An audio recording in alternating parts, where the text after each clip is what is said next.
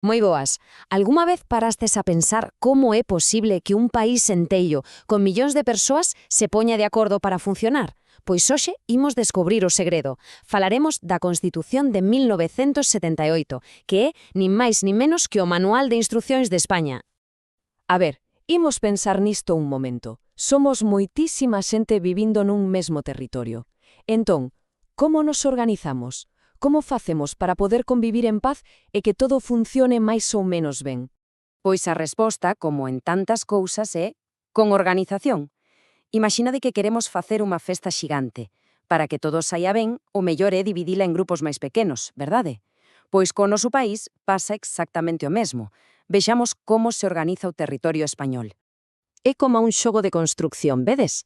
A peza máis pequenina de todas é o municipio, que ven sendo a nosa cidade ou a nosa vila, co seu concello. Si xuntamos varios municipios, que temos? Pois unha provincia. E cando unimos unhas cantas provincias que comparten historia e cultura, formamos unha comunidade autónoma, como a nosa, claro, Galicia.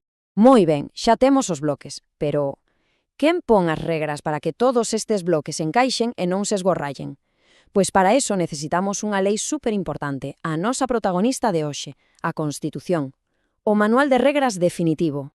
Exacto, a Constitución Española de 1978 é a nosa lei suprema. E ollo, que isto é moi importante. Suprema quere decir que é a que máis manda. Ningunha outra lei pode ir na súa contra.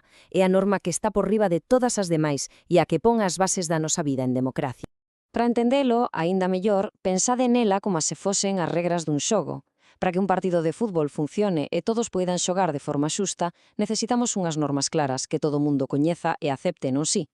Pois a Constitución é iso mesmo, o libro de regras da nosa convivencia. Vale, xa sabemos que é un libro de regras, pero que tipo de regras trae? Pois basicamente fala de dúas cousas que son fundamentais. Por un lado, os nosos direitos como ciudadanía e polo outro, como se organiza o goberno do Estado. E que imos atopar dentro? Pois mirade, aí están os ingredientes esenciais do noso día a día. Fala dos nosos direitos, pero tamén das nosas obrigas, establece que o noso sistema de goberno é a democracia, recoñece a riqueza de todas as linguas que se falan en España e, por suposto, explica como se organiza o poder. E nisto das linguas, mira de que importante. A Constitución di que o castelán é o idioma oficial de todo o Estado, pero tamén fai algo chulísimo, protexe a nosa cultura, recoñecendo que hai outras linguas, como o noso galego, que tamén son oficiais nos seus territorios. É unha forma xenial de celebrar que somos diversos. En canto á forma de goberno, a Constitución di que España é unha monarquía parlamentaria. E isto que significa? Pois que temos un rei, Felipe VI, que é o xefe do Estado, pero as súas funcións están sempre reguladas polas leis que aproba o Parlamento. E para que ninguén teña demasiado poder, o sistema é moi intelixente. O poder repártese en tres partes. Temos o poder legislativo, que son as Cortes Xerais, e a súa misión é facer as leis. Logo está o poder executivo, ou sexa o goberno, que se encarga de aplicar esas leis.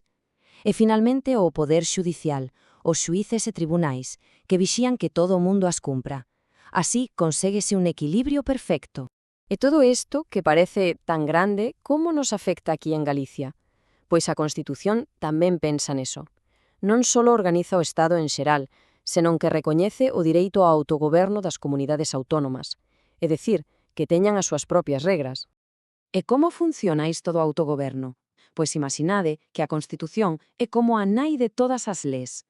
Esta nai dá permiso para que cada comunidade autónoma teña a súa propia lei principal, unha especie de mini-constitución, e a iso chamámosle o Estatuto de Autonomía. Así que, en Galicia, temos o noso propio, o Estatuto de Autonomía, aprobado en 1981, é a nosa lei máis importante, a que define as nosas institucións como a Xunta ou o Parlamento galego, e, por suposto, di algo fundamental, que o galego é a nosa lingua propia e tamén cooficial. E, para rematar o noso repaso, a Constitución tamén fala dos símbolos que nos representan a todos e todas como país, eses que vemos en eventos deportivos ou en edificios importantes. Imos ver cales son. Primeiro, a bandeira. Seguro que a coñecedes de sobra. Ten tres franxas horizontais, vermella, amarela e vermella. E un dato curioso, sabíades que a franxa amarela é o dobre de anxa que as vermellas? Pois sí, Fixérono así para que o escudo se puidese ver ben dende lonxe. Despois temos o escudo, que é como un pequeno resumo da nosa historia. Se vos fixades, nel están os símbolos dos antigos reinos medievais que acabaron formando o que hoxe é España, Castela, León, Aragón e Navarra. Un anaco de historia nun só debuxo. E por último, o himno. O noso himno chámase a Marxa Real e ten unha cousa que o fai moi especial, e é que non ten letra oficial. É un dos poucos himnos do mundo que é só música. Entón, con todo isto, a idea principal é que a Constitución non é só un documento legal antigo, é moito máis que eso. É o gran pacto que nos demos para poder convivir en armonía, respetando os nosos dereitos e cumprindo as nosas obrigas.